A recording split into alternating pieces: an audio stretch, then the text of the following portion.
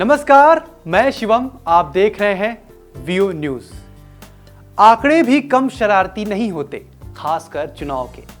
कई बार आंकड़े के लिए कम और अधिक दोनों वोटिंग भारी पड़ी है।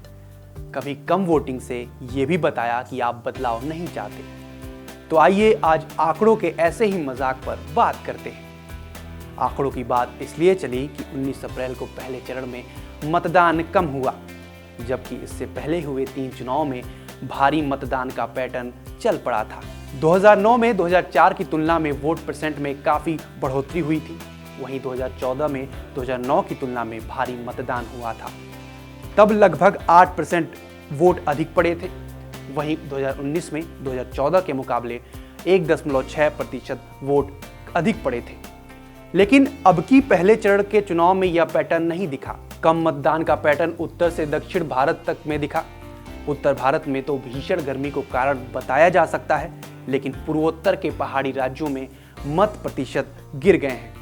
लगभग सभी राज्यों में वोट परसेंट में 7 से 12% की कमी देखी जा सकती है। पिछले 12 चुनावों को देखें तो 5 में मतदान प्रतिशत में गिरावट देखी गई। ऐसे होने में 4 बार सरकार बदल गई। वैसे एक बार कम वोटिंग से भी सरकार बची रही। जैसे 1980 में कम वोटिंग हुई थी, तब जनता पार्टी की सरकार गिर गई थी। इससे इंदिरा गांधी के नेतृत्व में कांग्रेस की वापसी हो गई थी। ऐसे ही 1989 में मतदान कम हुआ था तो कांग्रेस की सरकार चली गई थी। तब वीपी सिंह की सरकार बनी थी। कम मतदान 1991 में फिर हुआ तो फिर कांग्रेस की वापसी हो गई। लेकिन 1999 में मतदान में गिरावट के बावजूद उलटफेर नहीं हुआ, यानी सत्ता नहीं बदली। वहीं 2004 में इंडिया शाइनिंग के शोर के बावजूद कम वोटिंग हुई तो अटल बिहारी वाजपेयी की सरकार चली गई। लेकिन 4 चुनाव ऐसे भी हुए जिसमें बम्पर वोटिंग होने से सरकार बदल गई। ऐसे 4 चुनाव 1977, 1996, 1998 और 2014 में हुए। वैसे पिछले 12 में से 7 चुनाव ऐसे हुए जिसमें वोट परसेंट खूब बढ़ा। ऐसे 7 चुनाव में 4 बार सरकार बदल गई, लेकिन 3 चुनाव में काफी उलटफेर नहीं हुआ, यानी सरकार नहीं बदली। इस तरह अधिक मतदान वरदान भी साबित हो सकता है।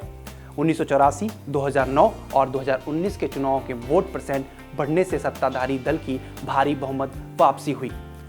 तो डेटागिरी से यह साफ हो जाता है कि आंकड़ों के मतदाताओं को सिर्फ गिना जा सकता है, लेकिन उनका मन पढ़ा नहीं जा सकता। ये मौका 4 जून को मिलेगा, जिस दिन 7 चरणों में हुए लोकसभा चुनाव के फाइनल रिजल्ट्स आएंगे। अगर आपको हमारी रिपोर्ट पसंद आ रही है तो हमारे वीडियो को लाइक एंड शेयर करें और कमेंट करके अपनी राय जरूर रखें। धन्यवाद।